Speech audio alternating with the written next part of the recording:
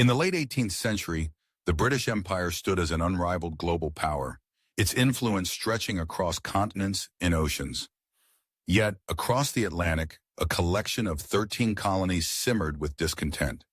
What began as scattered protests over taxation and representation soon ignited into full-scale rebellion.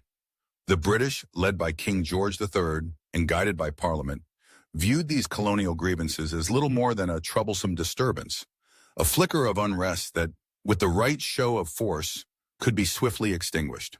This underestimation would prove costly. The British command, steeped in the traditions of European warfare and imperial authority, failed to grasp the depth of colonial resolve. They saw the American colonies as fractious and disorganized, lacking the unity or resources to sustain a prolonged conflict. The assumption was that a few decisive battles, perhaps the capture of key cities like New York or Philadelphia, would shatter the rebel spirit and restore order. But the Americans, led by figures such as George Washington, demonstrated a tenacity and adaptability that the British had not anticipated. The geography of the colonies worked against the British as well. Vast expanses of wilderness, unfamiliar terrain, and long supply lines stretched their forces thin. Guerrilla tactics and local militias harassed British troops, making every advance costly and uncertain. The British military, accustomed to traditional set-piece battles, struggled to adapt to this new kind of warfare. Perhaps the most significant miscalculation, however, was diplomatic.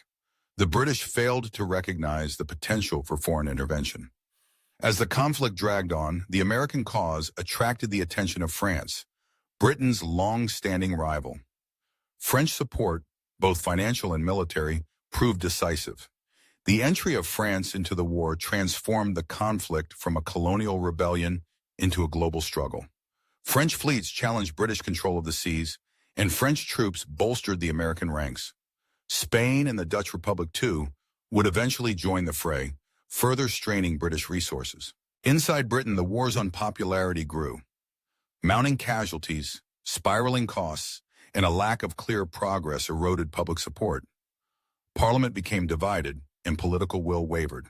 The sheer distance from the American theater of war made communication slow and decision-making cumbersome.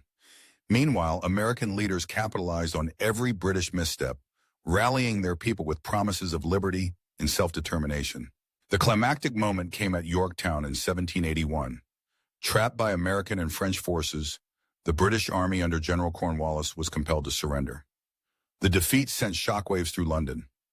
The illusion of an easy victory had been shattered beyond repair.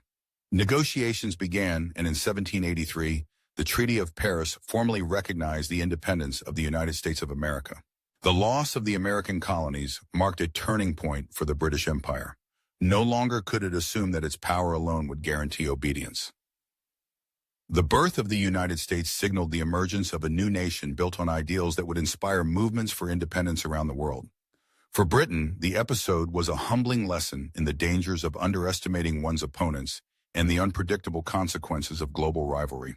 In retrospect, the British mistake was not merely a failure of military strategy, but a profound misreading of the colonial spirit in the international landscape.